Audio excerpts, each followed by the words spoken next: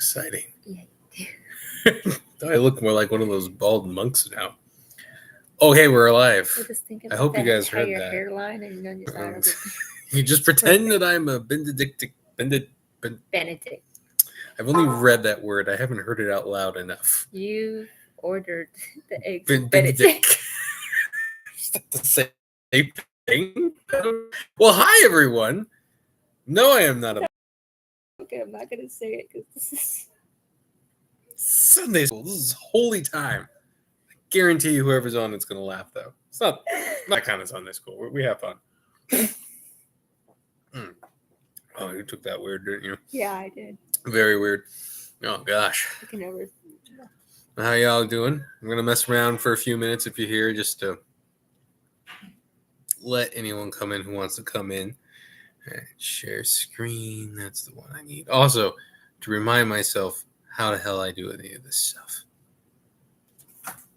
That's right. Some teacher has said the word hell. Deal with it.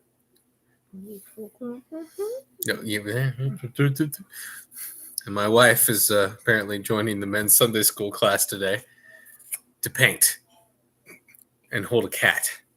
They can't see the cat, by the way. I mean, that's not fair to anybody. They're gonna think I'm lying unless they see the pussycat. Look at him. He's too tired for all the humans crap today. See, I'm a co-host. Oh. He's the co-host? Hello, Arkanes. See? Oh, hey! See? YouTube's telling... This is why I'm here. So you see. So I see Arkanes? No, No. so... Serious. Oh, now it says, right. It said no Now one it was here. It says, says but then go you back. got He knew I was going to call it out. I was Yeah. going to say, yeah, the Arcanes is here, but it was telling me no one's here. Where?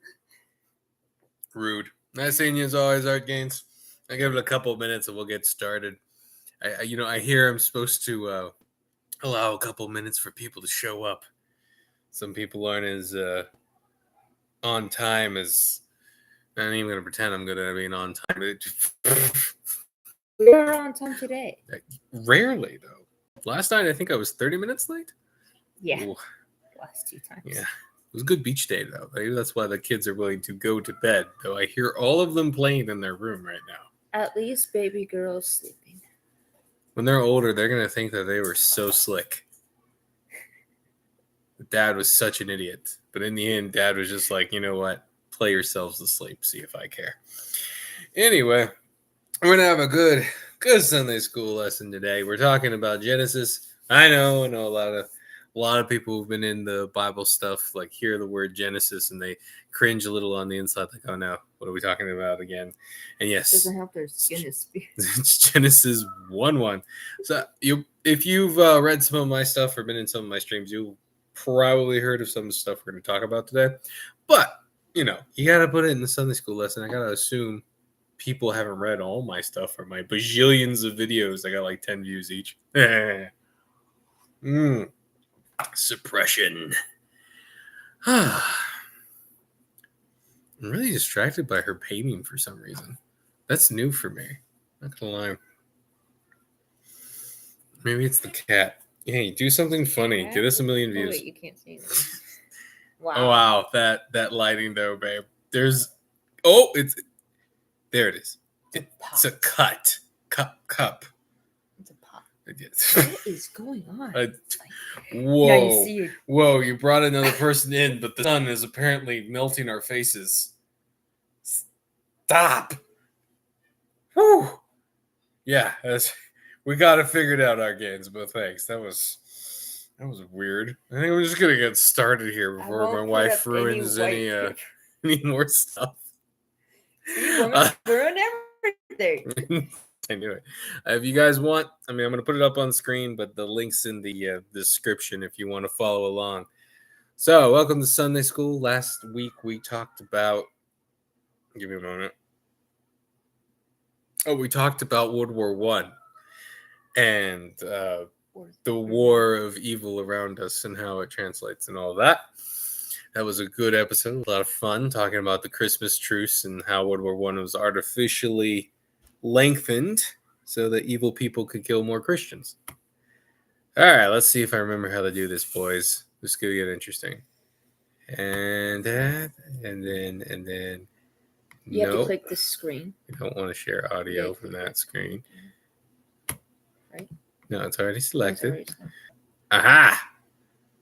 Wait. No. Let me try this again.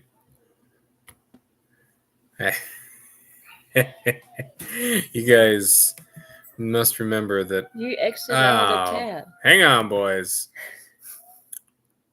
God, YouTube always makes me feel like such a boomer. I don't know what it is. Because I grew up in the jungles. All this fancy computer stuff's too much for my savage mind.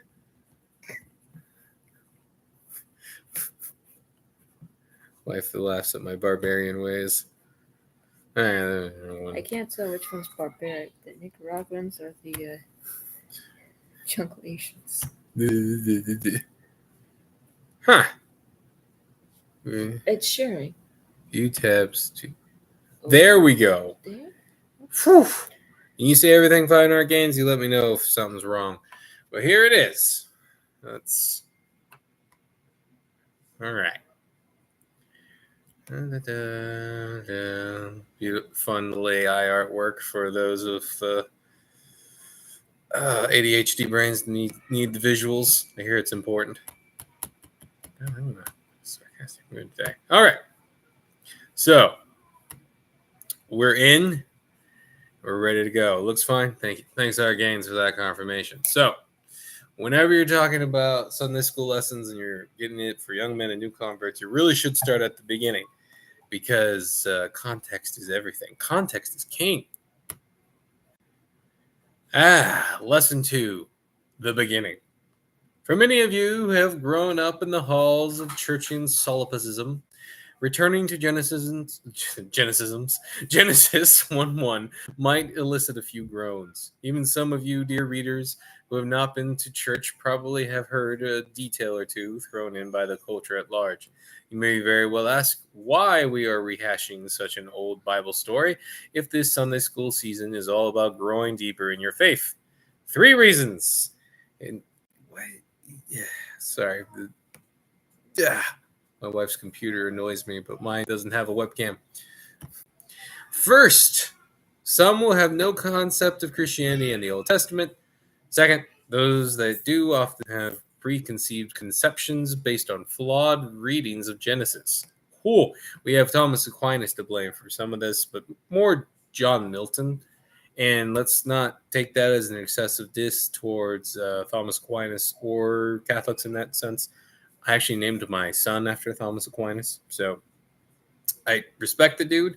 But when it comes to his feelings towards the big reason why we don't do the Book of Enoch anymore isn't because of any like solid grounds against it, as much as Thomas Aquinas just didn't like it because he had a bad experience of a cult that put it in too much higher regard. Random, I know. What are you gonna do? And then everyone kind of liked the nice controlled universe feel of John Milton's Paradise Lost. But as I like to remind people, Paradise Lost is a fictional work that I might also point out idolizes the devil in many ways. Kind of puffs him up as like, this rebellious figure in leather or something. The current mentality of it. He'd be like the motorcycle bad boy in that narrative. Harley Davidson guy. Yeah. Except he probably has no way of knowing what to do with the damn thing. You could burn it. The point is, though the work isn't horrible, John Milton's Paradise Lost should be considered fiction.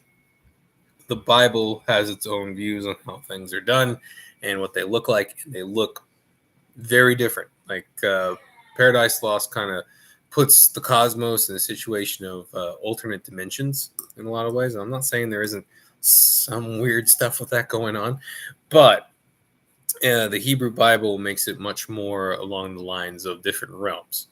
And I don't mean that you can argue with the veracity of exactly how it all lines up, but the ancient Hebrews, they have visuals. It was like to them, the world was a dome and there's stuff there and all this other things going down.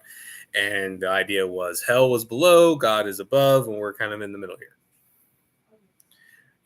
Paradise Lost, hell is like an alternate dimension, if you will, and heaven is like an alternate dimension, and you get the point. We move on. So, please leave preconceived conceptions at the door, boys. We want to take the Bible for what it says, and also some surrounding works. Third, it helps. This actually helps with spiritual warfare. Understanding what the enemy wants and why they kind of want it helps you understand.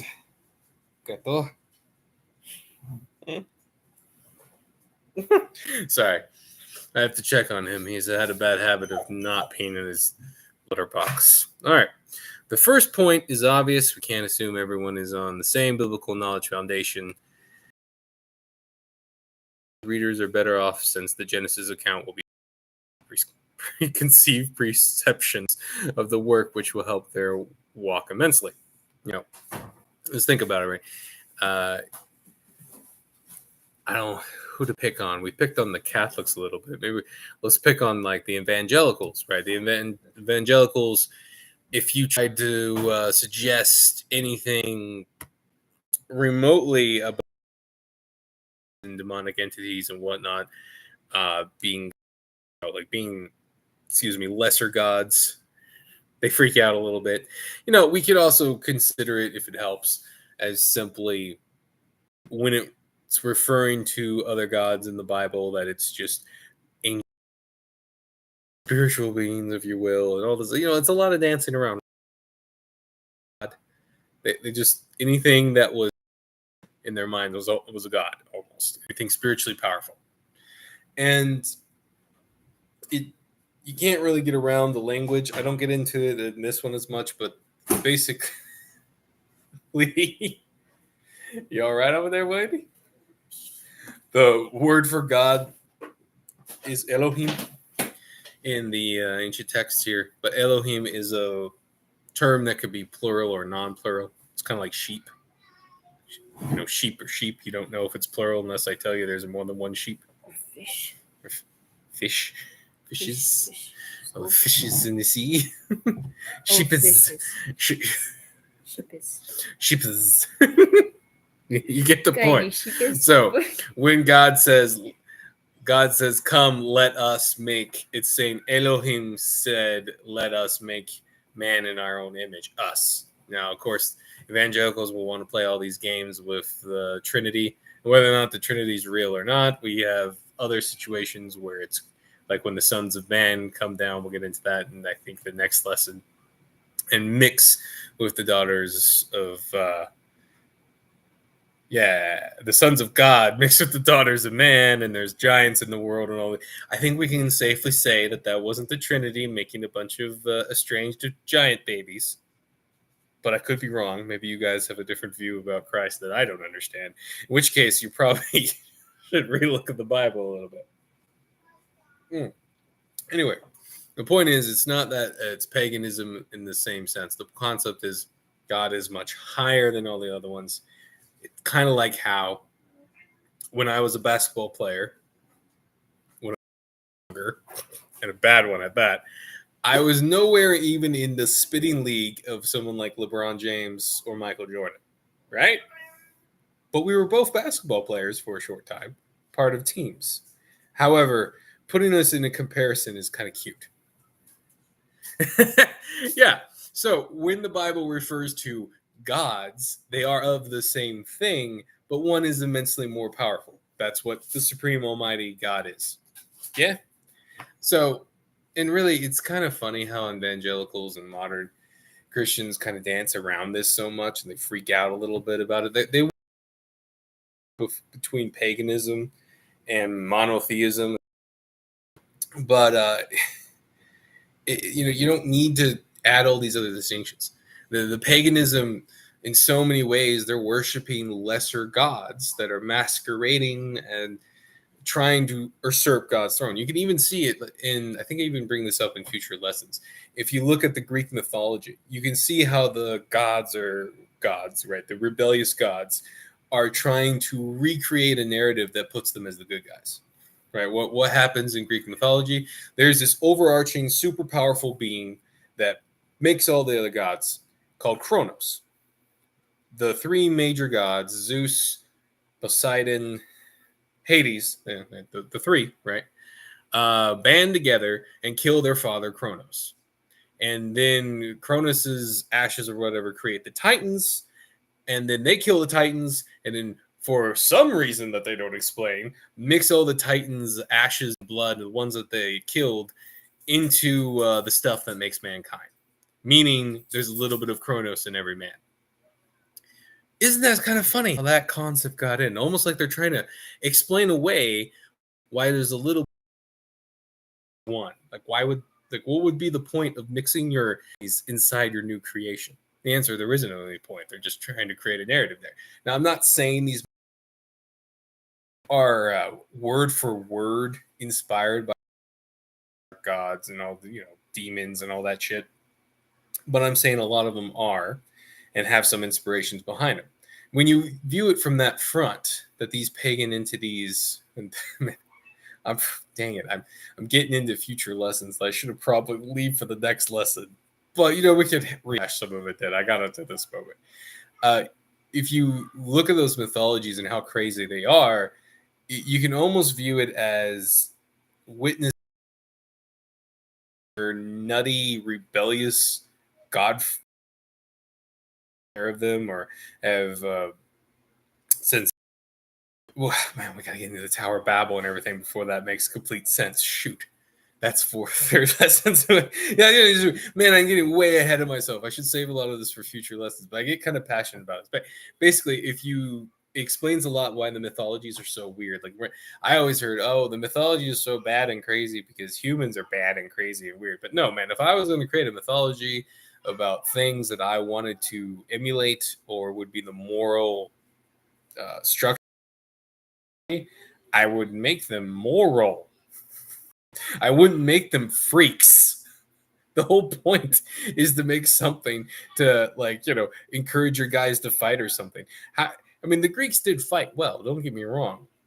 But I think they probably would have fought even better if Ares wasn't, or Zeus wasn't constantly causing issues by stooping some random fairy in the woods and then mixing his children with mankind who then do crazy crap and mate with cows and stuff. Okay, to be fair, that was a punishment on a king to make the Minotaur. That was a weird story. But again, right, you have a lot of stuff like in those stories where, like that one, Zeus gets mad at a king, so he makes his wife have lust for a cow or a bull.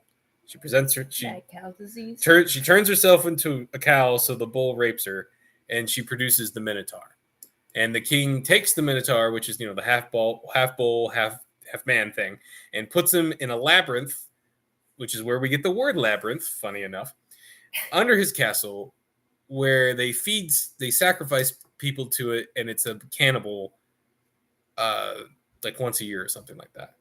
Yeah, and then it might have been, and then they kill it. I think Jason and the Argonauts kill it, or they get past it. I forget. One of the Greek heroes goes in and does something to it in the labyrinth, and they end the sacrifices. Which good on you, Greeks, for thinking that was a good thing. Again, right? These actions don't really strike you as a very moral thing to do. It strikes you as petty, right? Like, oh, you pissed me off, so I'm gonna make your wife be punished in a weird way for it, in a very sexual, strange way that creates a monster. Mm-hmm. Oddly enough, right? When you look at that seems more like the pagan gods and the way they act. It seems more of what we have to deal with in today's society about them wanting to do weird, funky half-man things and all this other stuff in their rituals and their masks and all that, right? And I'm getting into the weeds. How long have I been going? Probably 20 minutes, and I've barely got through the lesson. That's so funny. But the point is, again, I should be saving this for the lessons where we concentrate on this, but it's an interesting thing to bring up. Yeah, you're right. Tangents are good. Otherwise, what thing? Not that anyone reads anymore. Don't give me that look. It was hyperbolic on purpose, woman. Jeez. All right, we'll get back into it. You get the point. Back to the original point, just so I finish it. You can view it when it says Elohim and Elohim, right? Multiple gods, that they are gods, but they are much lesser than God. Right? Supreme, powerful thing, all the rest. Now, there are strong indications in the Bible that the power dynamic is much more complicated than we want it to be. Now, don't get too itchy. Talk about it in more detail. You can tell me how much I'm wrong I am. God is definitely, though, the most powerful being in the universe. Bar none. I only probably a if you look at Revelations and the way it kind of acts, questions that'll come up. But, that doesn't bother me. Either the power balance is closer than we'd like, but God's still more powerful and he's going to win, so who cares? Or I'm completely wrong and God slaps me around when I get to heaven a little bit and goes, hey, punk ass, why did you think less of me? I'm like, hey, it's all right. Revelation confused me. I'm a simple mortal. Wait, I'm not. I wouldn't be mortal at that point. Oh. The time thing. Oh, the future lesson as well. A future lesson. We get into that. There's like rules about that, about the timing. I don't even know how timing works. That's simple. Anyway, we'll get into that lesson. But basically, in the story, in Daniel, he's praying, and he gets a revelation. An angel comes, shakes everybody, all this stuff, and it talks about how the messenger talks about how he was delayed giving the message to Daniel. I believe it was 28 days. That's how long I think it was 28 days. And that's how long a demonic entity, the Prince of Persia, probably, this is complicated. When you say the word demon, are we talking about demos from Greek? Are we going with the John Milton Paradise Lost version of demon? Are we going with something more like supernatural? What demon can mean a lot of things, but most people get it like a negative spirit or whatever. When I refer to demonic, it's a little more specific. But we need to get into it more lessons. But it's kind of referring. Again, I don't want to get into this series as much. I don't know what all these hand motions are. My son actually does these motions, and it's so weird to me now. He's like, he'll sit down and he'll just go, and I'm like, what? Especially if it cracks me up. If you had a long day and I say something stupid. He's like, and then I catch myself doing it. I realize where it comes from, and I find it hilarious. But the point is, I don't want to bring the Book of Enoch into this too much right now because I want to prove to people, especially people with a lot of preconceptions about things like the Book of Enoch, that all the concepts in it are actually found in the Bible at large. There's just details that people are going to squabble over. Like in the Book of Enoch, it talks about Noah's birth being a very shiny affair, like he had very shiny skin, or it was like very flashy and glowy skin, this golden hair, he was beautiful, like, whoa, he's a wonderful baby, and all the rest.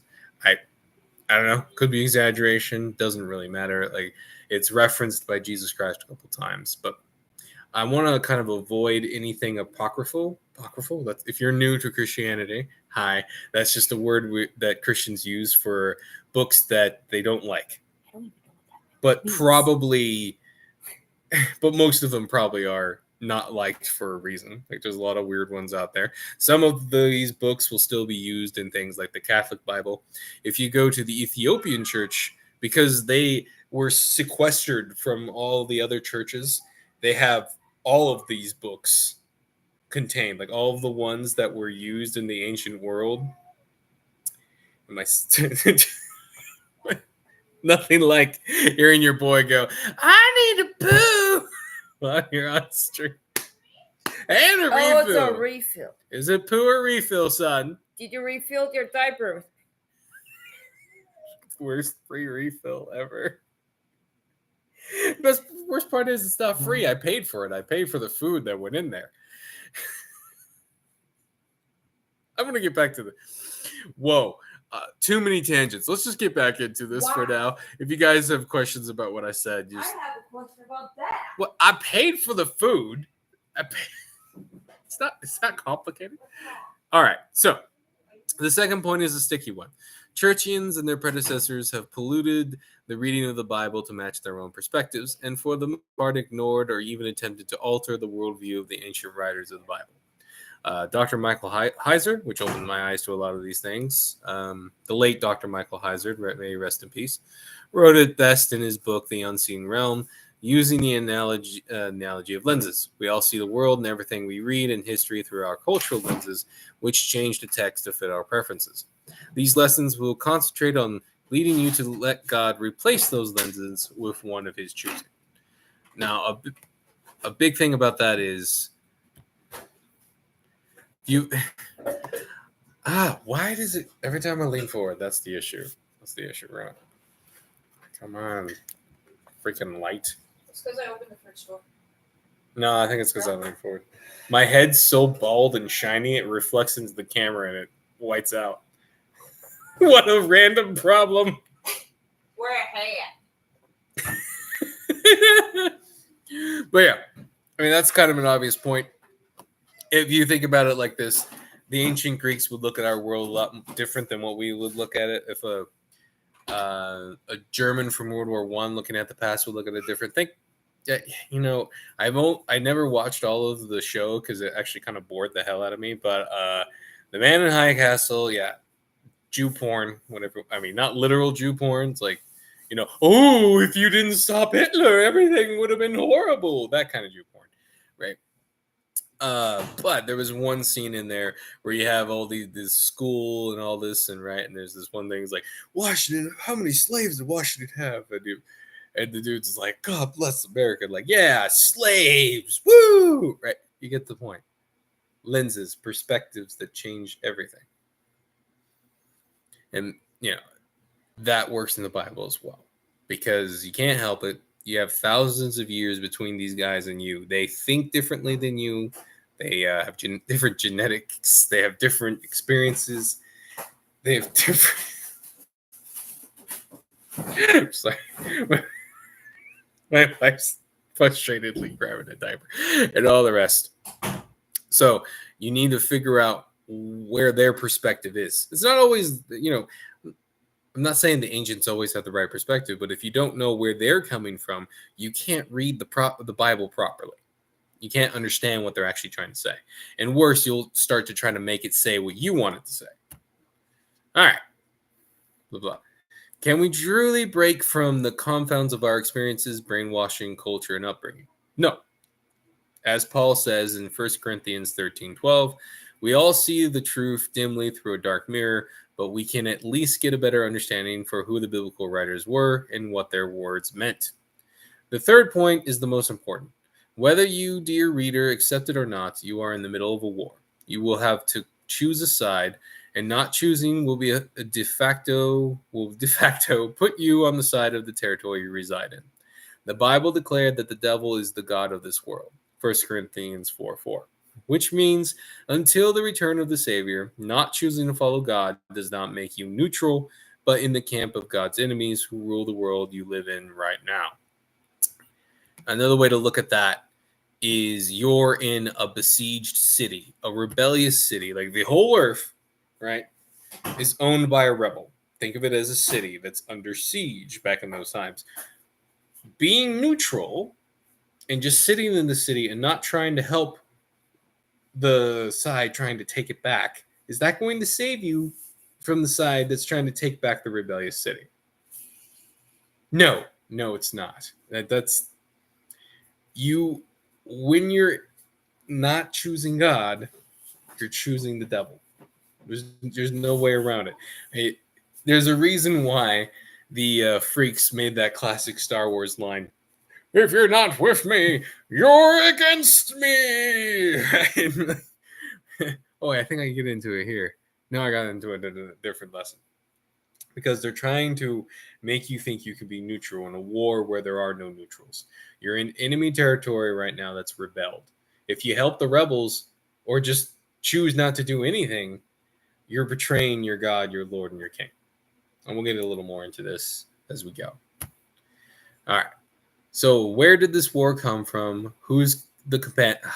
I hate it when I find an error. Who's the combatants? Wait. Oh, no, wait. Who's combatants? It wasn't a mistake. I read it wrong. So where did this war come from whose combatants won't just leave you be to live your life in peace? The answer starts in Genesis. So God created man in his own image. In the image of God, he created him. Male and female, he created them. And God blessed them, and God said to them, be fruitful and multiply. Fill the earth and subdue it, and have dominion over the fish of the sea, and over the birds of the heavens, and over every living thing that moves on the earth. If you read the entirety of the chapter, you will experience the first account of the creation of the Bible. The part we are interested in with our limited time is the meat of the matter. When man is created, God gives us a command, our purpose here on earth. Be fruitful and multiply. Fill the earth and subdue it, and have dominion. Here we have our first translation issue. Most texts in English will say something along the lines of rule over creation. A more accurate translation of this paragraph should say subdue and have dominion, as I wrote. This shows that not all of earth was the Garden of Eden, and thus not perfect, only good. A fact we can see easily enough in future lessons when Adam and Eve are expelled from the garden and aren't launched into an alternate dimension. Perfection was in the garden where man walked with God. God's command sheds light on his purpose for mankind before the fall and our sin. We were made to bring the rest of creation into the garden, to turn all of earth into an idyllic garden where we would all walk with the Almighty. So, when Dr. Heiser wrote that in his book, The Unseen Realm, that one really just kind of my mind. It's such a simple thing, but it's right there in the Bible. And it really changes how you read the Bible. When you view it as, literally in the name, right? Paradise Lost. It gives you this feel that God just created this perfect angelic world, and we were all supposed to be frolicking around like flower children. Like, what is it, in the evangelical circles all the time? What is it they always said? They're like, oh, God created man not because he wanted to share experiences in life, but not because he was lonely, because that might hint he's not perfect. So he had the Trinity with him, but he just wanted to share it, so he made mankind. But this dude over here, he's just bad. He's just bad, okay? He's prideful. So he didn't like that there was hippy-dippy, prideful, happy children. And so he twisted them against God. Like, no, we were made with a purpose, a plan in mind.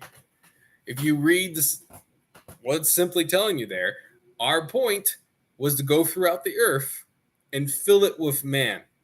And then we were to subdue nature, dominate the fish and all that, and essentially turn it into a giant Garden of Eden, the entire earth. That was God's purpose in making us. Now you can, bless you. Now, did he need man to do this? I don't know. The evangelicals and most Christians would instantly jump and say, no, he didn't need man for that. Well, it's kind of strange to make a tool if you don't need the tool. But I look at it as God probably could do it himself, but man makes it easier. Like, for example, I don't necessarily need a lawnmower. Oh, gosh. I don't necessarily need a lawnmower to cut my lawn, but it makes it a lot easier. Maybe it's just that. I don't know. Maybe it was like the evangelicals say, and he wanted a task for man to do, and he just came up for an excuse.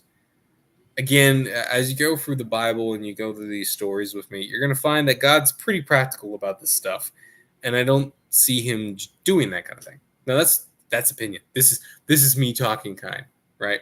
But it just if we go from what we see in the Bible and the practical moments and the destruction moments and all the rest, you view God.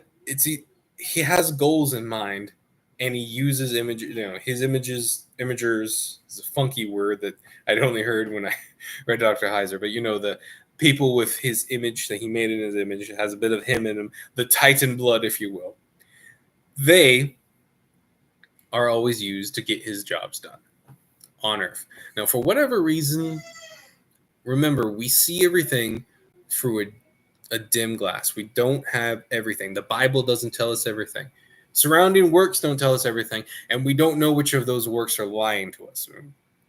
As Paul says, test your spirits, look at the fruit of what they create, and all the rest. You got to be careful with that too. But no, I don't know how young of the Christians you guys are, and all the rest, or who I'm working with. But when you look into some of these older texts, and even some newer ones, you can invite things into your home. We haven't got into the spiritual warfare aspect of this as much. We're just in the beginning. But as I bring some of that up, you got to be careful what you bring into your house. Certain books, by having them, you're kind of giving an open invitation and a welcome mat to the spirits involved with making that book. So you got to be careful what you're grabbing out there. And so that's just a warning for you guys. Research is good, but be careful what you're researching and how you're researching. Don't be doing a lot of research on a lot of dark and heavy stuff at night when they're stronger. Why do that? Right? Do it during the day, during the open times. Don't bring it home to your kids and your wife. Lots of prayer, lots of defense, that kind of stuff. But we'll get into more and more. So if you guys are, I don't know if you guys have any questions about that. But yeah, if we just go by the simple cause and effect, God says, let's make man in our image. He makes man and then instantly gives them a command of what they should do, which is to fill the earth and subdue it and bring it into the kingdom of heaven and be stewards over it, right? We are God's colonists. He made this entire world, but for whatever reason, he didn't make all of it perfect. He made the garden perfect. That was his high seat. That was like his government office. That was his capital, the Garden of Eden. And that's why he would walk in it. That's why he was like a physical being that walked in the garden. Like, a lot of people, I remember when I was young, they always kind of like, about that. But no, it says God walked in the garden and he spoke to man and all this stuff. And I remember my Sunday school teachers would always like dance around that and say, they give this image of like a hovering cloud going, woo. No, he took on a physical form and walked in the garden. It said he walked. Adam and Eve knew who he was and hid from him because they heard him and they knew he was coming and it was him, right? Eve wasn't freaked out over a talking serpent, whether it was physically a talking serpent or an allegory, because there were other gods in the garden. I've been using Greek mythology a lot. Think of it as his Mount Olympus. That's what it was. That's where they all were. That's where all these different beings were. Remember, right? What does he put at the entrance of the garden when he kicks them out? An angel with a fiery sword. These beings would have been normal to Adam and Eve. So having a talking snake, whether, again, it was a real one or just like this particular entity was being a snake in this situation, besides the point. Right? They would have been used to that weird stuff. It wouldn't have been weird to them. Wait, Sunday school boring growing up. Oh, phew. For a second, I thought she was calling me boring. I was like, man, I know I can get in a tangent, girl, but back off. I thought that was kind of interesting. No. The churchy and stuff growing up was so boring. The hovering cloud. It's not actually walking, even though it says it's like walking. He was a gardener, and then he became a cloud when he got married. Some random stuff like the cloud gardener. The clouded garden. We can either make a literal cloud or create a spiky haired dude with a big ass sword. If you really wanted to get your attention, he would, I choose to believe that God took on the form of Cloud Strife with a really big sword. If you think about like when you talked to Moses, he was a bush, and then he talked to Why he was the fire in the bush. He wasn't the bush himself.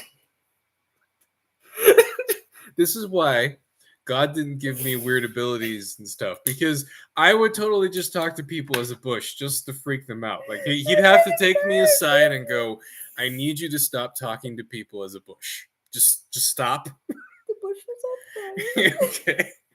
You're freaking people out. I know you're having a good time, but you need to stop this bush talk. Bush talk. You stop those bushes from talking. They might make you go kill Arabs for oil. This narrative is getting away from me. Seed oil, don't you know? Yeah.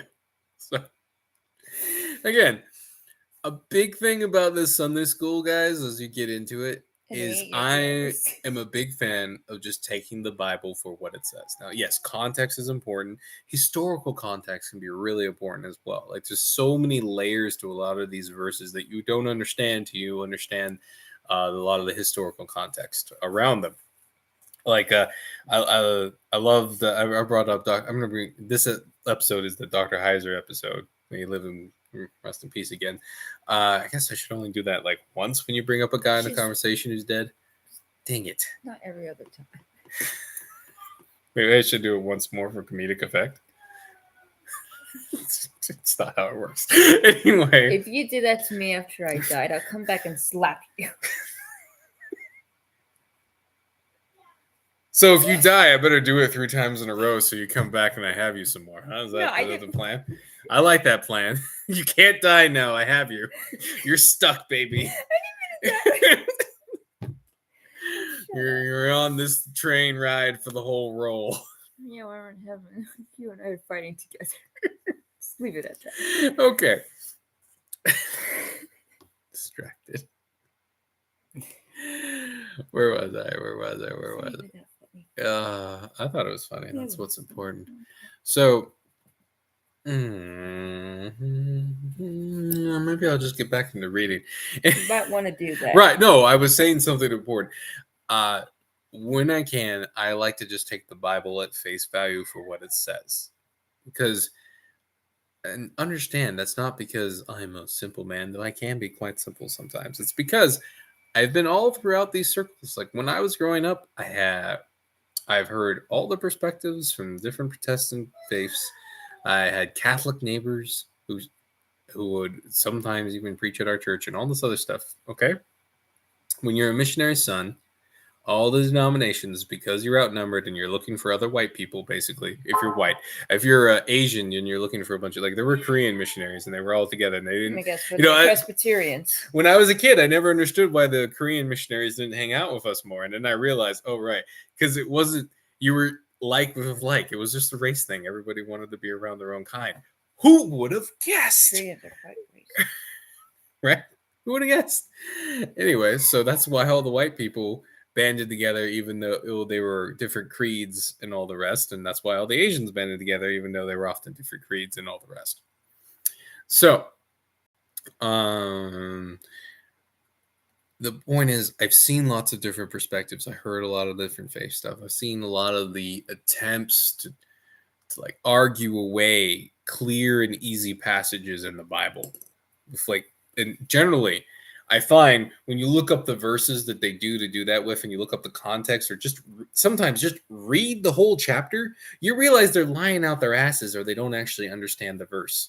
And usually it's not, you don't even need like a historical context to know that what they're doing is bull. When I was doing some of the research when I was writing this, I literally ran into a guy who was trying to say that basically taking on the Pharisee stuff, where I think it was Sadducees, I could be mixing them up, said that there was no resurrection and that people just die when they die, like an atheist. And the idea was, when you die, you're not immortal, you just die. But when Jesus comes back, he's going to remake everyone and make them immortal.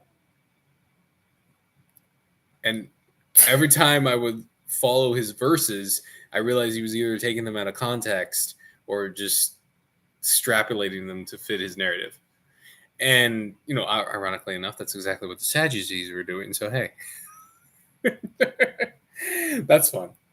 Yeah, if you don't know who those are, if you go, the Sadducees, again, I might be mixing up which group of Pharisee type people who hated Jesus was doing what, but they were the ones that didn't believe in the resurrection of the dead, and they were trying to get Jesus and Elias. They were like, "Hey, one guy died, the guy died, and he married, and his widow married his brother, and then that guy died, and the widow buried the other brother, and then that guy died, and she married another brother, and then she finally died.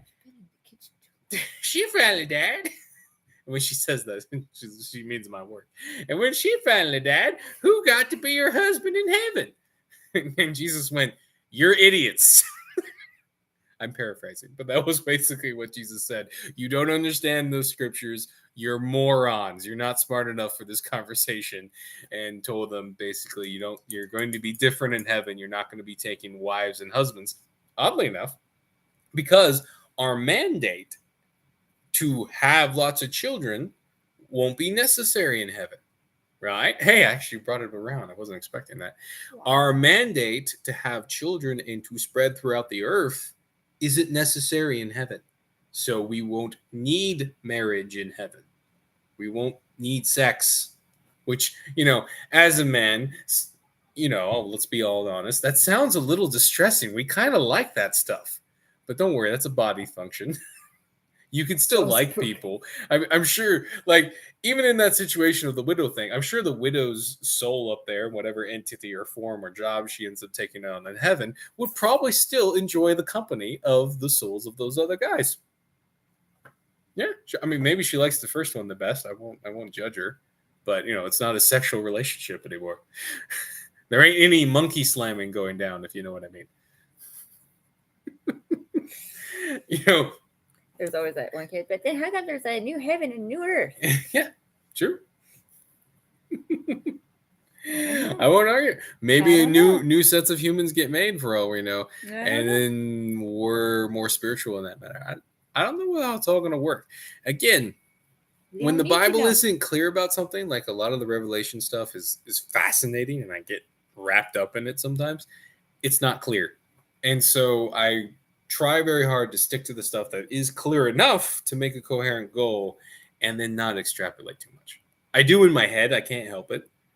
But, creating a bunch of theories that I can't confirm. You don't need to be in a room full of theologians arguing for how many hours before the main church service. Yeah.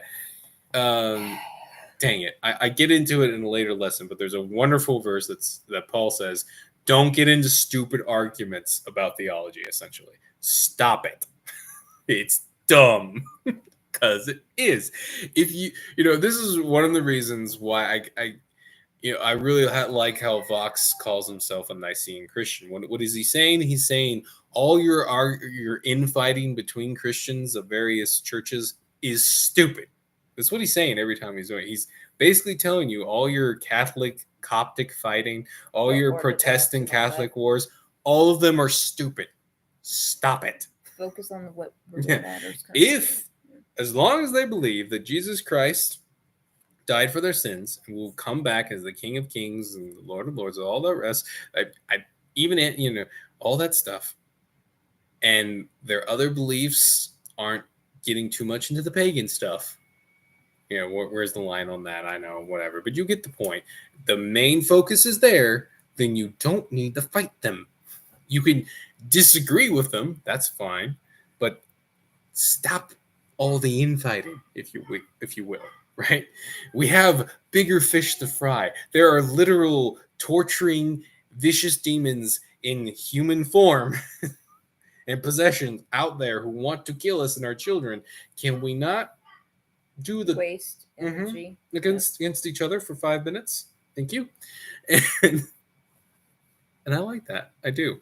I really do. I could get into other things with that, but I am an equal opportunity offender. In these lessons, you'll probably hear me bash Catholics, bash evangelicals, bash the Assemblies of God that I used to be a part of, bash Baptists, Southern Baptists, a little bit of the Orthodox. I feel this weird draw to them sometimes, because but you were married to someone who used to be. No, it's more of my time period. It's more of the time period because, though, yes, you but they're the only church denomination that didn't get completely consumed by corruption. So of course I'm going to feel a little like, obviously they did something a little right to not get consumed. It might literally just be that they had to deal with communism this whole time. And then when communism fell, that memory of them, like they have a fresher memory of corruption and evil in their heads while it was hidden from the other churches, if you know what I mean. And we were Mongolia right up there. Wife says, right? You get what I'm saying. Like the other churches didn't have, after World War II, didn't have as much aggressive, in your face evil, even though there was a lot of it going on. It wasn't in their face, it was hidden, right? It made them complacent. It could literally just be that, or it could be something in their organization that we should all learn from.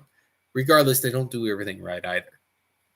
I mean, I love you Coptic bros, just like I actually love all the Catholics and the evangelical crowd and all the rest, and then the independents. But you guys, yes, the Catholics did betray you a couple times, but you betrayed the Catholics a number of times too. It was an equal opportunity. You guys screwed each other over. Venice got pissed at you because they betrayed you, but you got them pissed in the first place. It is a lame thing. I'm getting in the weeds. Let's get back into our original mandate before we humans started adding all these categories and stuff. That's what you preach. Mm-hmm. All right, turn the earth into an idyllic garden where we would all walk with the Almighty. We will explore how this concept clashes with modern concepts of nature, even their ties to pagan and satanic connections in future lessons. Oh yeah, I want a tangent on that so hard, but we'll finish the paragraph at least. For now, I want you to think about the implications in man's story. We aren't hippy-dippy flower children made to dance around carefree in a perfect nature walk our whole lives. Boomers. Boomers, it's even worse. It's like we want retirement for our whole lives. But they brag about the flowering. We were explorers, settlers, and conquerors of the base chaotic nature. The part of creation which is not perfect was our calling to tame. Our inheritance is the earth, a place that we are to take possession of through multiplying and subduing, thus taking dominion over the physical realm. This sounds more like a crusade, not a hippie peace dance. Christ's words come all the more into focus when he says, I am not come to bring peace but a sword. Matthew 10:34 and 36 through 36. From the beginning, we were here to conquer for the kingdom of heaven, to bring all of earth under God's control, thus expand his heavenly kingdom, and then preside as caretakers over said creation and everything in it. As many of you have already guessed, things did not go to plan.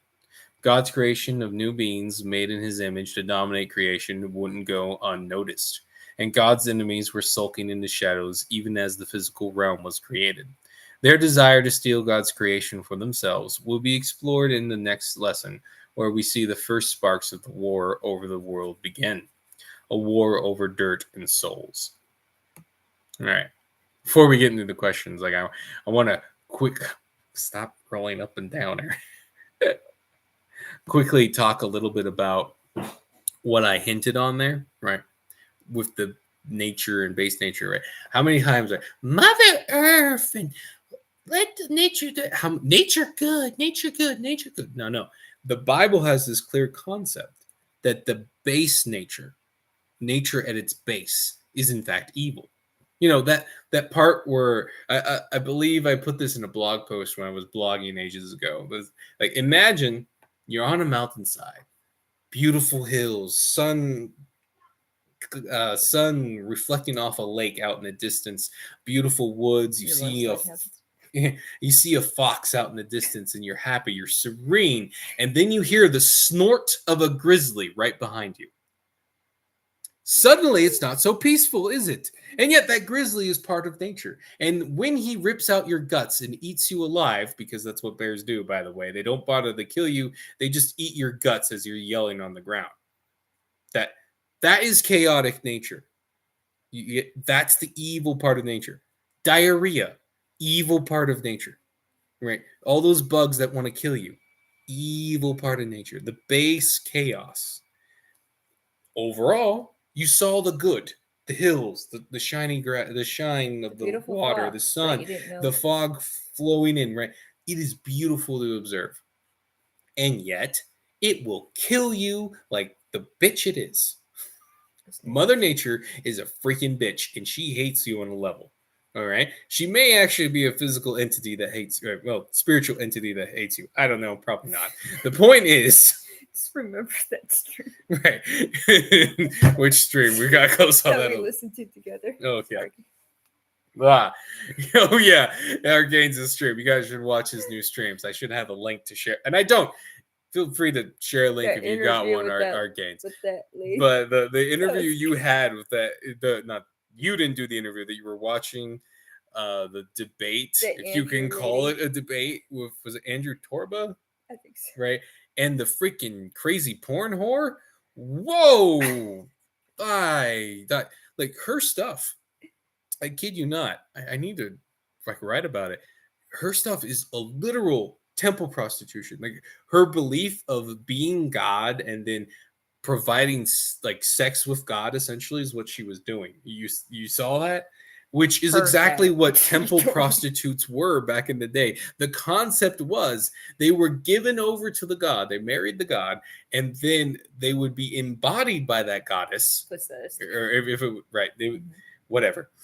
Possessed, if you will. And then men would have sex with not the person, but the god, if you will. And thus sex worship, sex magic, and all that weird stuff. This is literally what she's doing on a massive scale with her porn.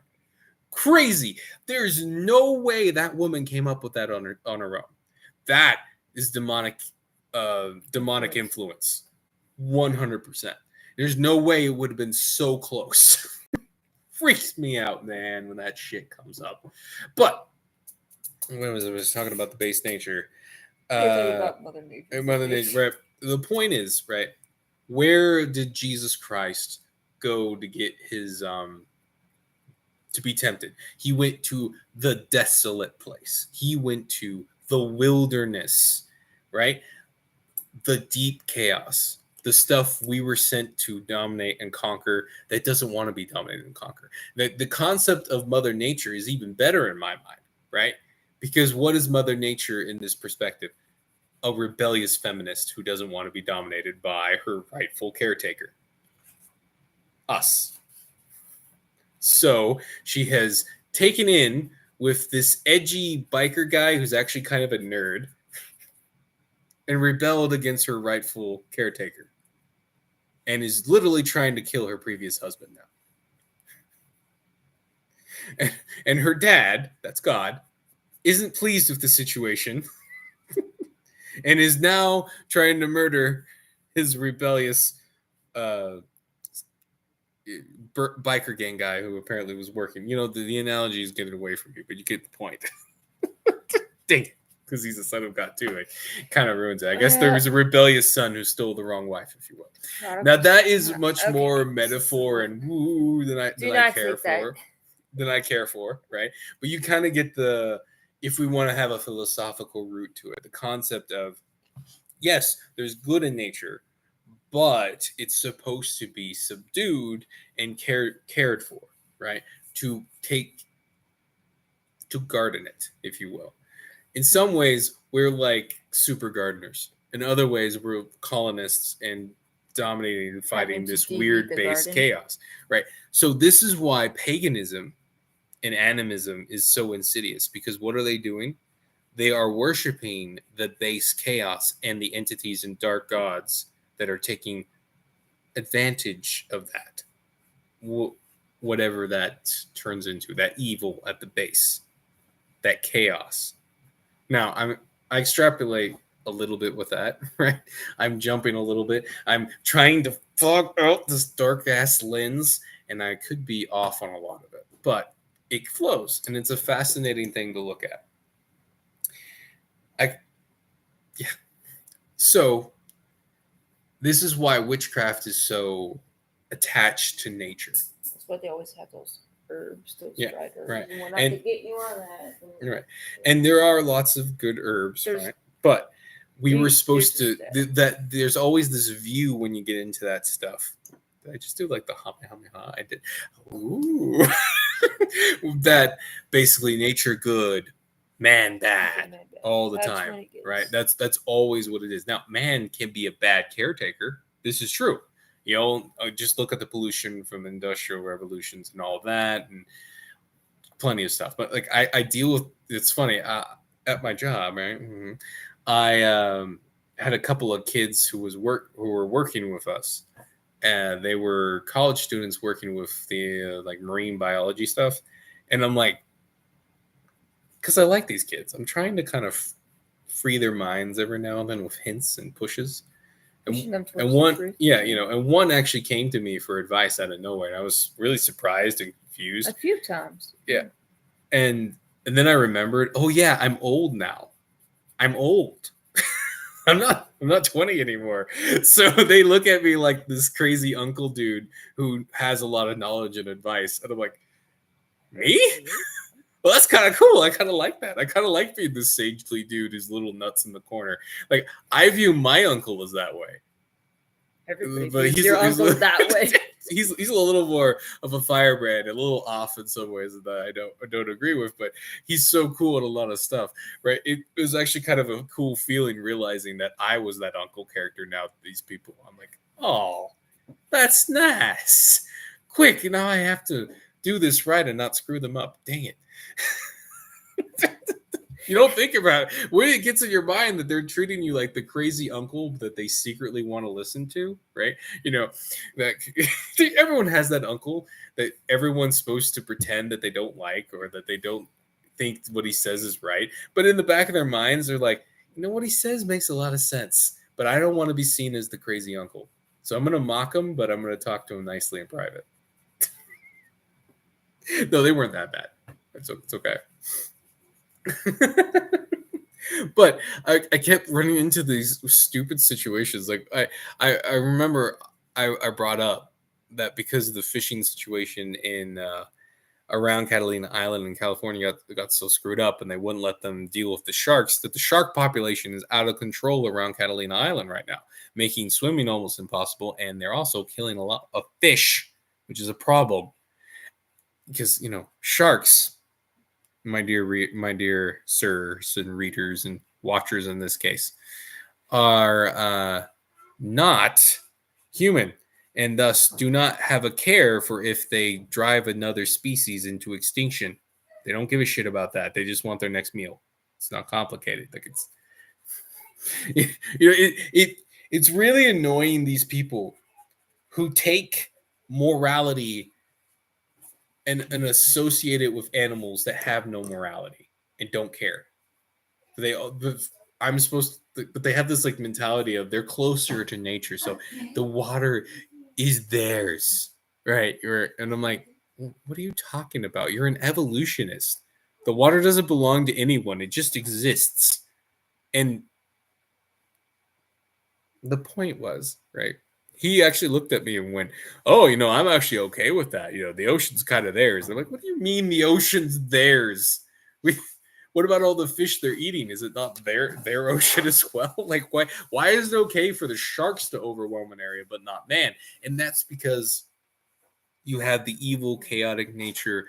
Witchcraft is tapping into that. And of course, they're pushing the concept of man bad all the time, every time, and nature good, because they want the chaotic nature to stay. This is why you have all these stories, like, of the 411 stories where that in the high mountains and the chaos, right? When you read in the Bible these prophecies and stuff where they say, like, God says, I look at the mountains and I declare war on them, and I'm going to take them and I'm going to take them down, and I envy those mountains. God's not angry at mountains. The ancients always viewed gods as being up on the mountains, Mount Olympus, right? In the deserts, out in the whatever. The ocean to the ancient Israelites, the sea, was the ultimate primeval thing. They weren't sea peoples for obvious reasons, but there's probably some truth to it, because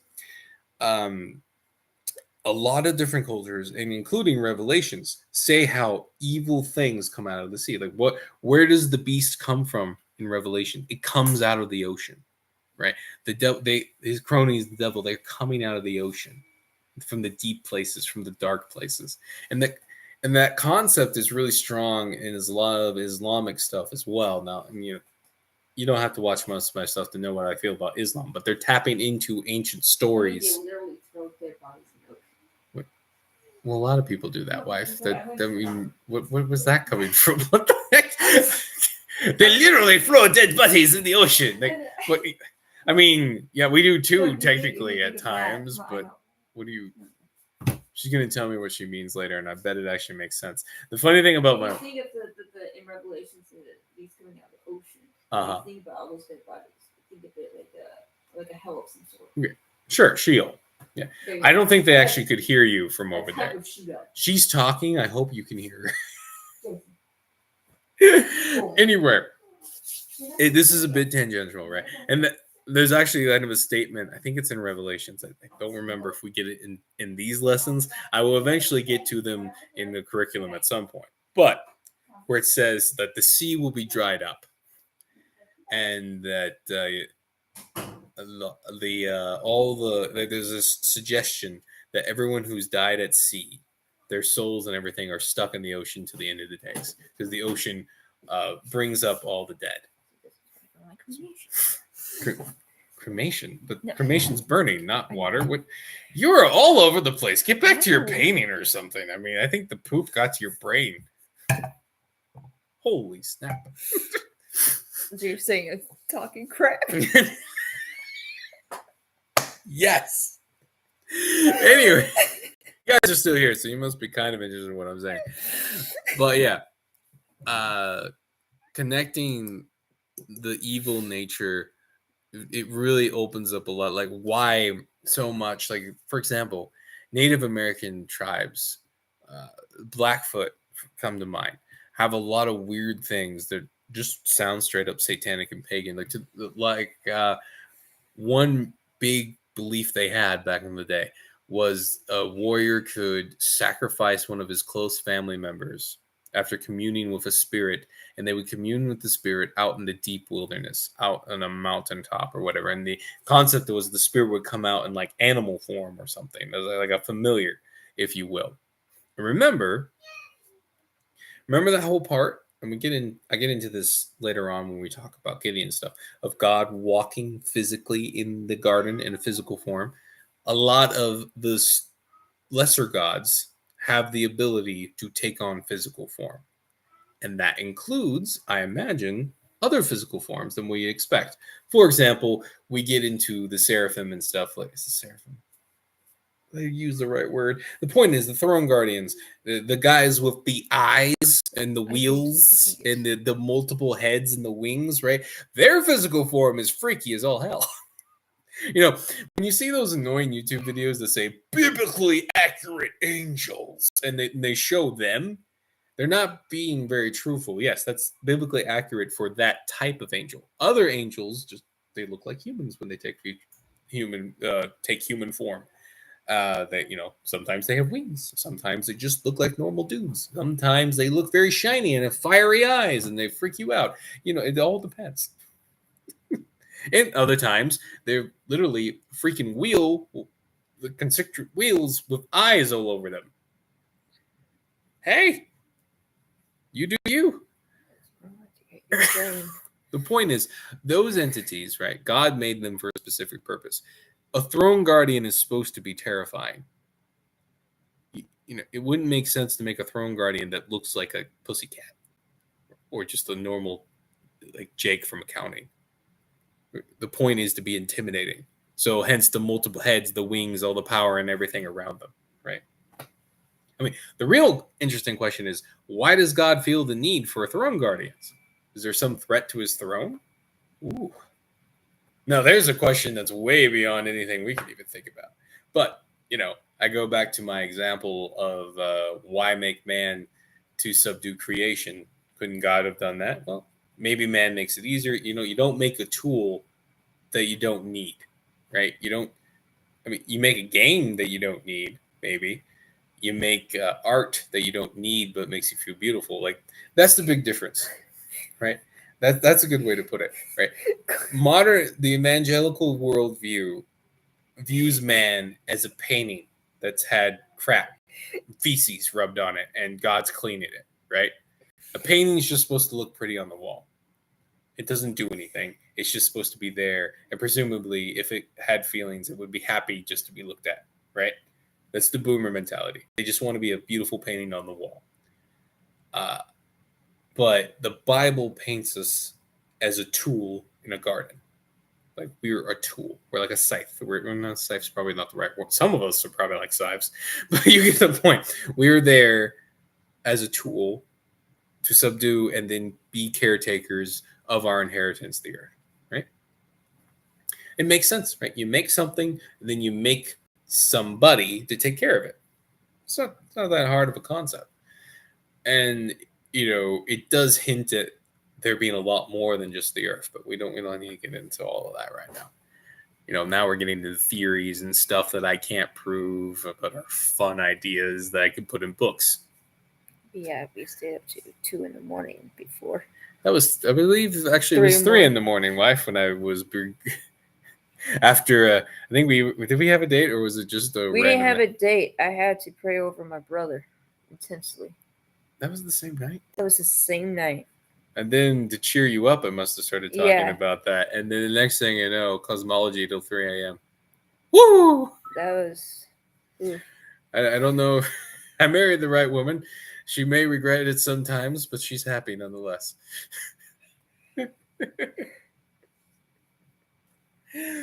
Wow, I should probably get to You make my brain hurt sometimes, and that's good. I should probably get to the questions at the end of this. Yes, but make their brain hurt. But I was having fun getting into the nitty-gritty details. And though I say future lessons, we'll get into lessons specifically about it. But I don't think I get into those specifically in this curriculum. Like, I'm setting this up in semesters. This one is going to accumulate at the end at Christmas. The idea is we'll have a crescendo at the Christmas kind of for a big send-off with New Year's. And then a new season or semester will start up in January and go, and its focal point will be the crucifixion and the resurrection. And then there'll be a summer course, which I think is going to be like a concentration on a specific book. But the first 2 semesters... Like an example of like Judges. Yeah, I'm thinking Judges will be the first one because it's really interesting. And a lot of people don't actually know the Judges. It's crazy to me. They'll concentrate. They'll know about Gideon. They know about Deborah. Because it was the only chick that, was a judge. But everybody else did the fighting, not her. Yeah. No one wants to point that part out. No, they don't. What are the other judges they tend to know about? Samson, the guy who pretty much failed at everything he tried to do, except for one revenge plot. But everyone knows about him because he was really strong in the Nazarite, and they like that story. And he had hair. Yeah, hair. He had a lot of hair for a while there. Yeah, I guess I can't be a Nazarite. I could be on my face, but not my head. Woo! Walking on your beard. Did I finish all of it? I did not. Hang on. That's good. So, we'll get into the questions. A lot of that stuff I bring up too, because I suspect a lot of you guys know a lot of stuff, and I'm hoping to help push you guys and expand your horizons more, even expand my horizons as we communicate. But that's a great foundation for when you're... Did I finish? I didn't finish the story about the Blackfoot. I should finish that real quick. The concept was the concept was they sacrifice, they would commune with this familiar spirit out in the wilderness. Then they would take a close family member back with them and sacrifice them to this entity, and that entity would give them special powers. One specifically, the ability to be raised back from the dead. And the big story goes, and this one was really fascinating, because this one had European witnesses attached to it. Story. Right. Was one particular, both hated and loved, but prominent chief wanted to buy some alcohol from the local trading post. I forget its name. And they informed him that they were not going to sell him alcohol because he hadn't paid for the last bit of alcohol he wanted to pay for. So he was an alcoholic. Yeah, and he was very angry about this. And he went and got his gun and proceeded to do this crazy war dance thing in their general direction. And they looked at each other and went, that man's going to try to kill us, isn't he? And they shot him. As you do. He was coming at them with a gun. And he died. And they left the body there because they weren't sure what to do with it. They wanted to let the Indians handle it. And the dude's wives, because I think he had 4 wives, fun, began to sing and do a ritual around his body that he taught them to do. And it was suspected that this guy sacrificed his first wife to a spirit because he took her out into the wilderness and no one ever saw her again. Not suspicious. And then suddenly he was really powerful in battle and became a prominent chief. But people also kind of hated him. It was a fascinating experience. These are the heroes of Indian stuff. Which is funny. You know, I heard a random thing on that. Indios, right? Indios are people of God. It's not that he thought they were Indians, like in the Indios. Indians. Yeah. Interesting. Anyway, side note.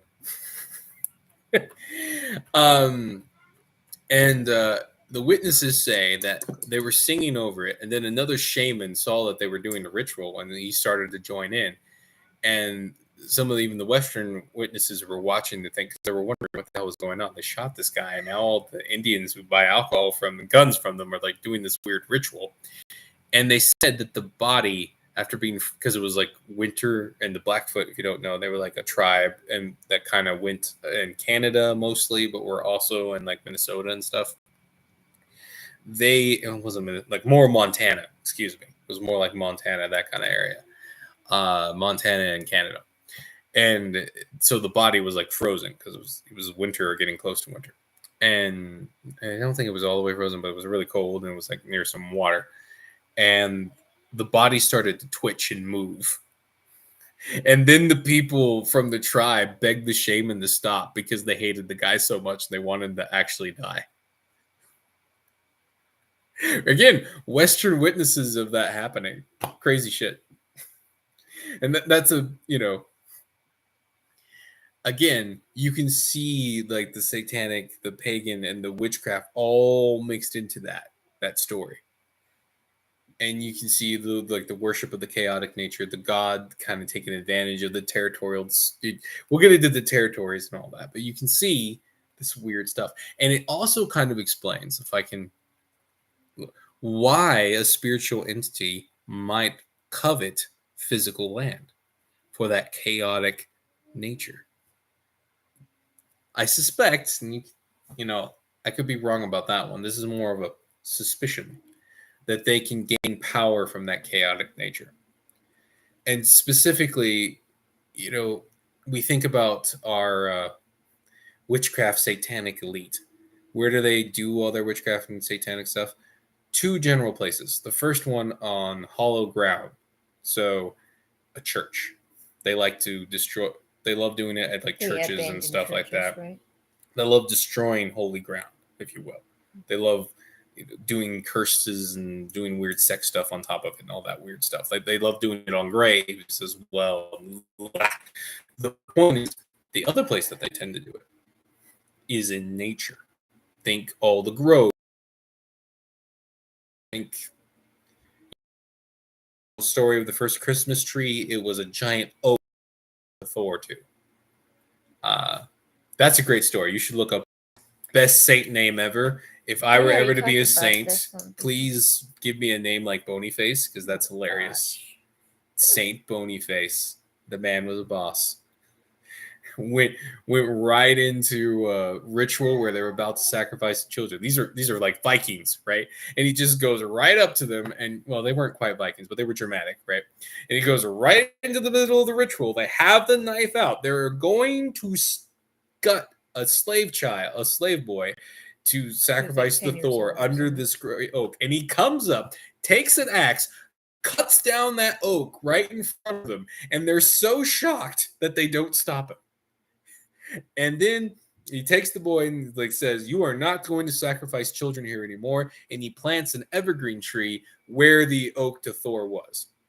Basically, evergreen tree represents Christ because it stays green all the year round. And that was the first Christmas tree. No wonder they hate Christmas, buddy. Right? The symbol of Christmas that you put in your house is a symbol towards Christ and a symbol of no more human sacrifice to dark gods, to the chaotic nature. No more. I love it. It's the best story ever.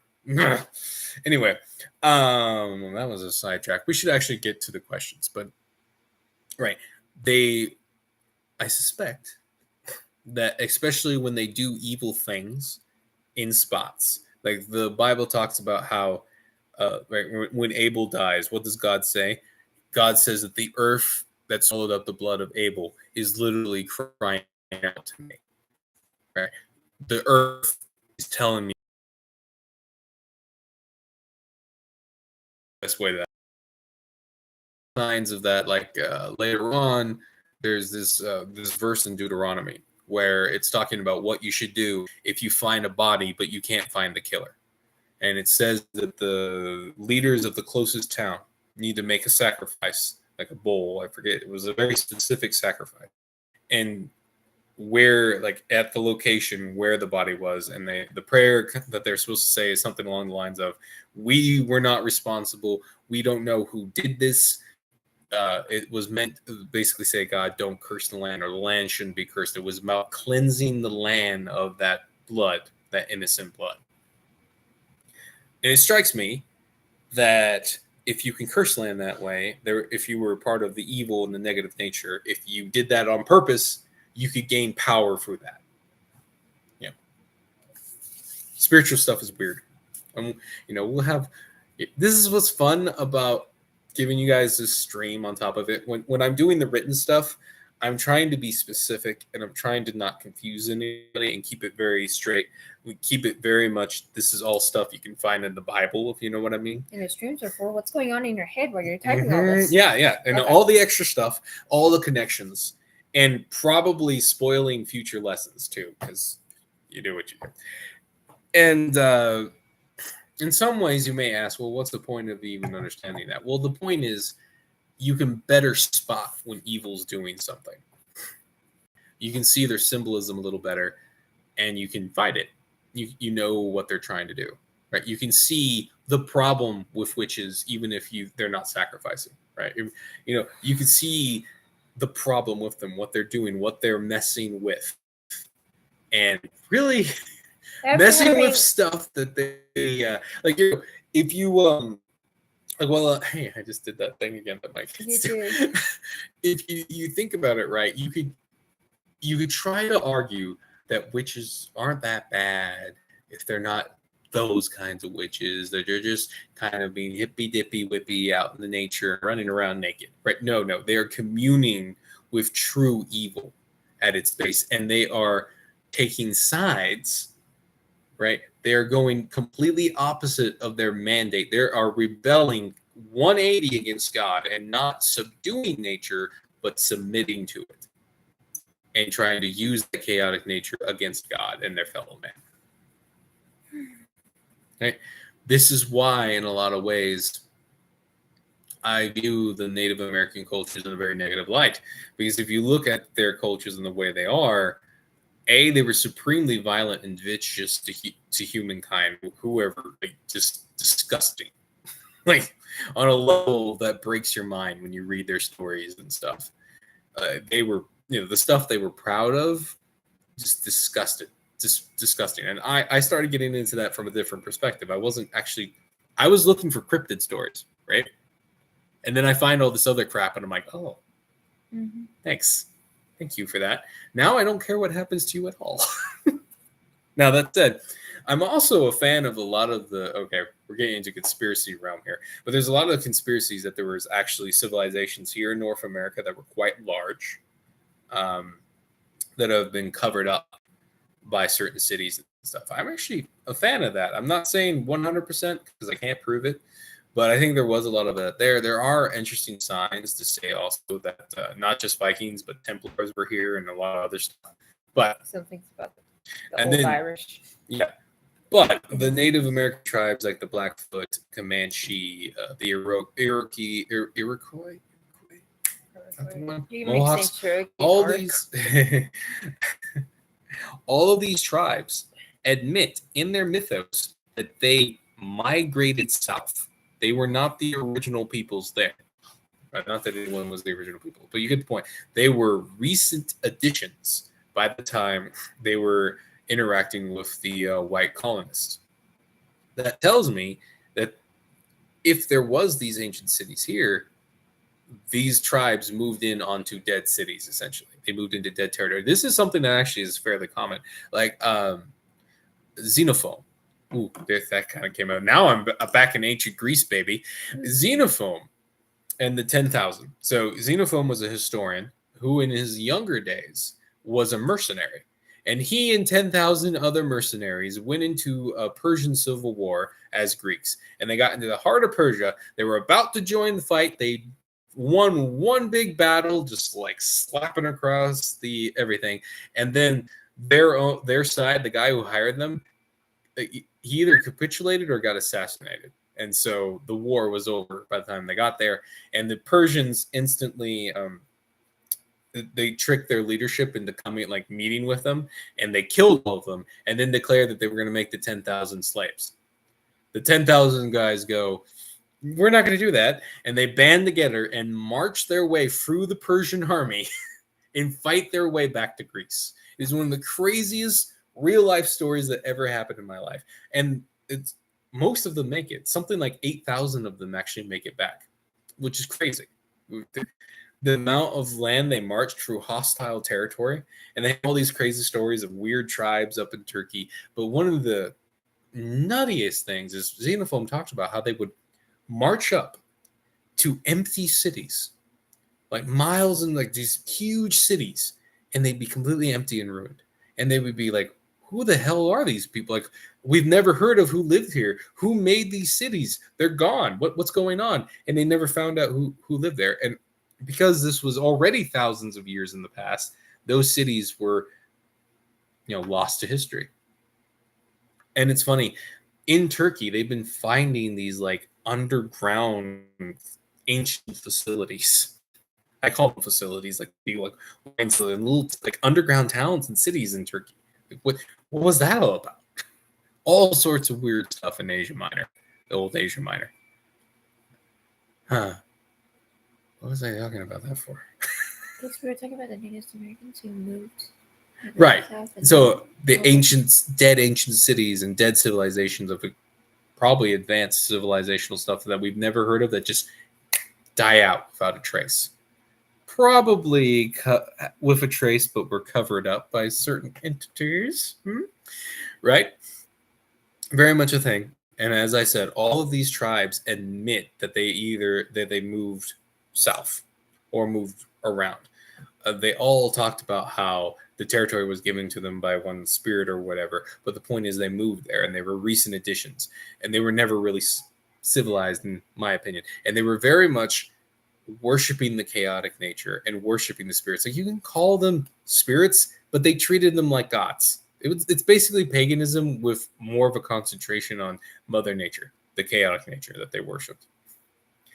And so how did they live? They lived in utter basic fear of all these crazy monsters and spirits out in the woods. And yes, you can call me crazy, but I think a lot of them actually existed more than we realized, even if it was literal spirit. As we've seen, spiritual beings can take physical form.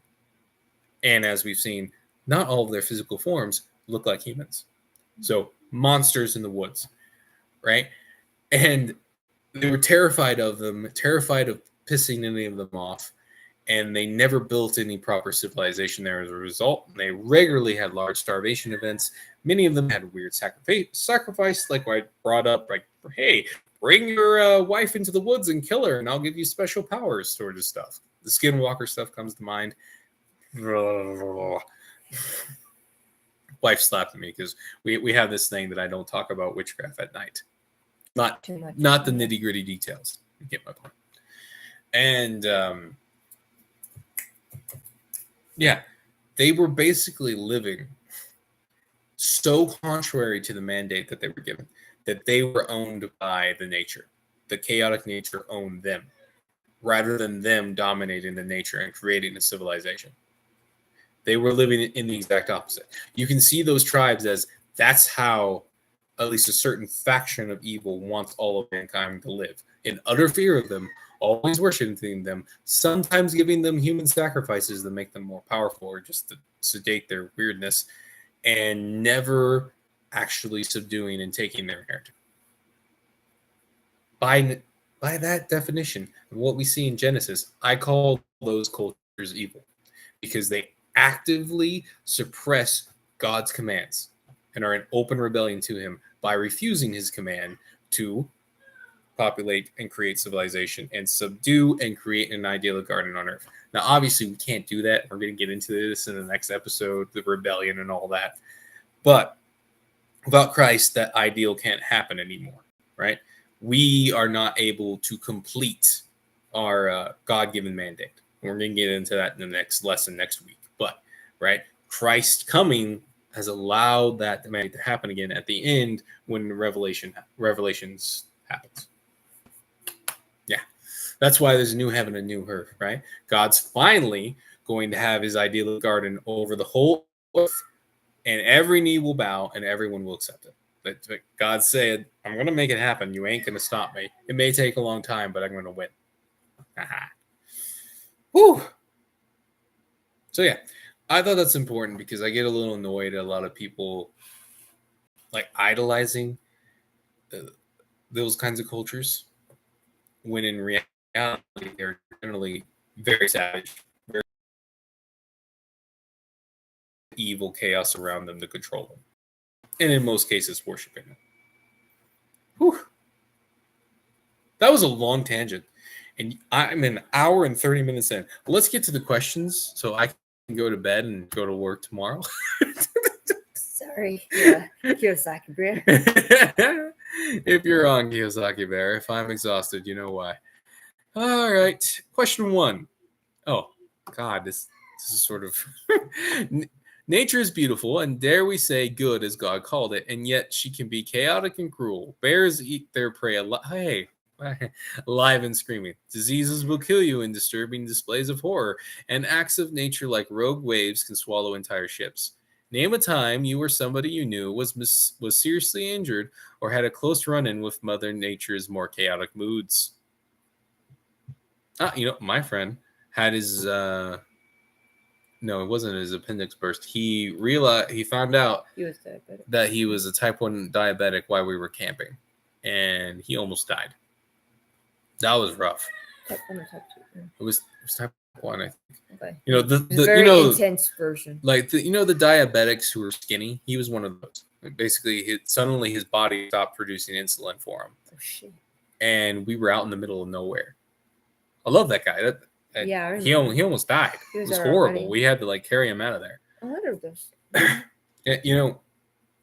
That's what we're talking about, right? You guys are hiking, huh? Yeah, yeah. That was back in Nicaragua and stuff. Yeah. That was the worst possible time it could happen, and none of us knew about that type of diabetes. So most of us were freaking out, thinking like his appendix burst or something. You enter some kind of interesting ground. No, I think so. I don't think it was actual curse. He was just one of those things. Okay. One of those freak accidents. Well, not quite an accident. One of those. I don't know if that one's genetic or not.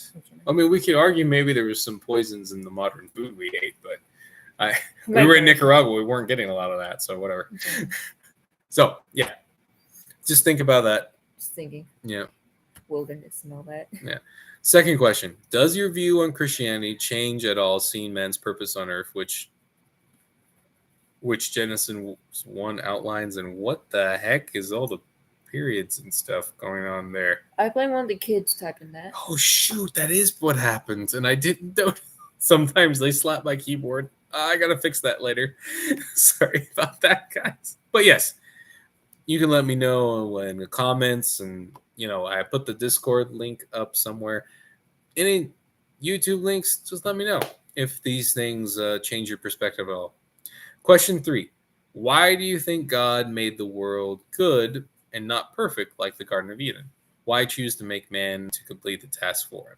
It's interesting. I actually hit on all these points already, didn't I? Yeah. Whew. We're done. We made it, boys. We made it. How do I end the screen share? This one. Oh. Well, it's stopped sharing. That too. They have multiple buttons for weirdos like me. Oh. So yeah, that lesson was significantly shorter than last time, but I talked about it a lot more because there was a lot of details that I left out because they weren't necessary, and I was trying to,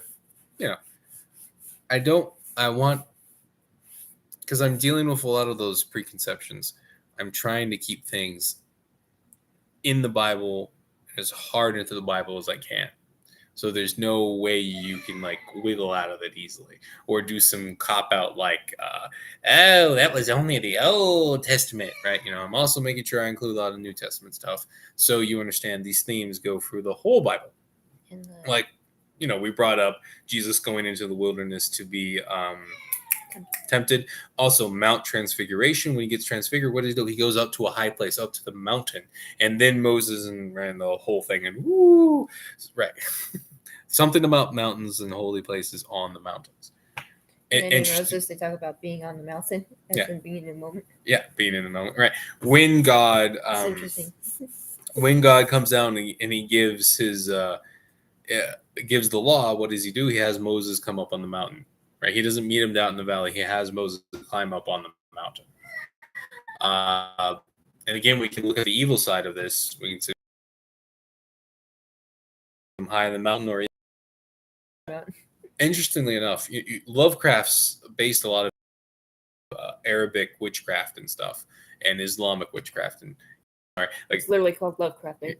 Yeah, and they have a lot of old stories about the ocean and that being stuff in there, shall we say, very tentacly like stuff, monsters that'll end the world kind of things. Hence, that's where Lovecraft got the idea. Also, he was dying of a very nasty disease, and no one knew about the disease yet. So he kind of viewed the world as being out to get him. So there's that. I feel bad for Lovecraft sometimes.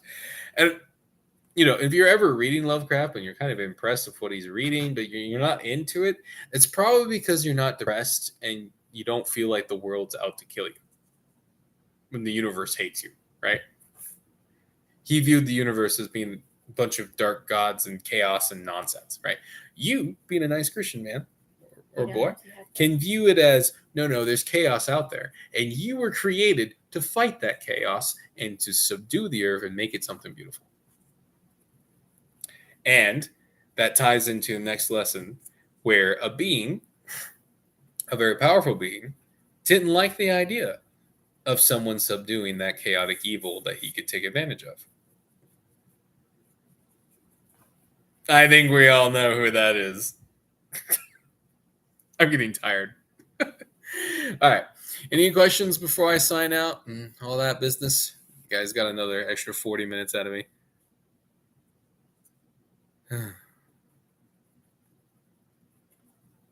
Yeah. Anyway, if there's not any questions or concerns, do the like, do the subscribe, do the share, leave comments, let me know what you think. And remember, thanks for Art Gains. I'll take that. I'm not always, whenever my wife's watching your stream, I'm usually there too, but I'm doing something else. Subscribe. Yeah.